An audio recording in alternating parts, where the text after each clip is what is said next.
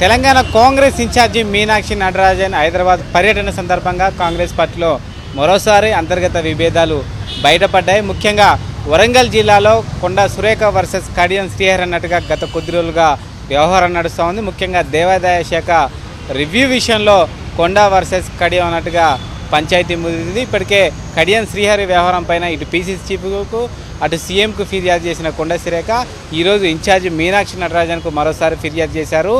మంత్రి హోదాలో తన పనులకు కడియం శ్రీహరి అడ్డుపడుతున్నారనేది కొండా సురేఖ వాదన. ఈ విషయంలో కడియంను కట్టడి చేయాలంటూ కూడా పార్టీ పెద్దలను కోరుతుంది కొండా సురేఖ. ఇక మరోవైపు ఎల్బీ నగర్ నియోజకవర్గంలో ఇప్పటికే ఆ నియోజకవర్గంలో యూత్ కాంగ్రెస్ అధ్యక్షుడిగా ఉన్న జక్కిడి శివసేన రెడ్డికి సంబంధించిన ఒక ఆడియో అనేది ప్రస్తుతం పార్టీలో ముఖ్య నేతల మధ్య విభేదాలకు దారితీసిందని చెప్పుకోవచ్చు. ఇటీవల యాదగిరి గుట్ట బోర్డు మెంబర్గా నియమించబడ్డ ఈశ్వరమ్మ యాదవ్ను అసభ్య పదజాలంతో తిట్టారంటూ కూడా యాదవ్ సంఘ నేతలు ఆరోపిస్తున్నారు.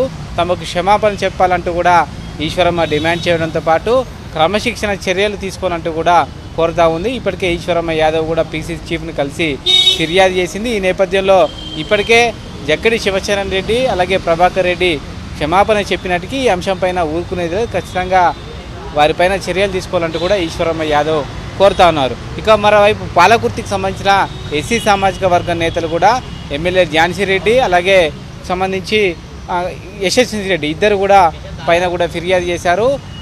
తమ కాన్స్టిట్యున్సీలో ఎస్సీ సామాజిక వర్గం నేతల్ని పట్టించుకోవడం లేదంటూ కూడా ఈ ఇద్దరు నేతలపైన ఫిర్యాదు చేశారు. ఇక తుంగతుర్తి నియోజకవర్గంలో ఎంపీ వర్సెస్ ఎమ్మెల్యే అన్నట్టుగా ఉన్నది.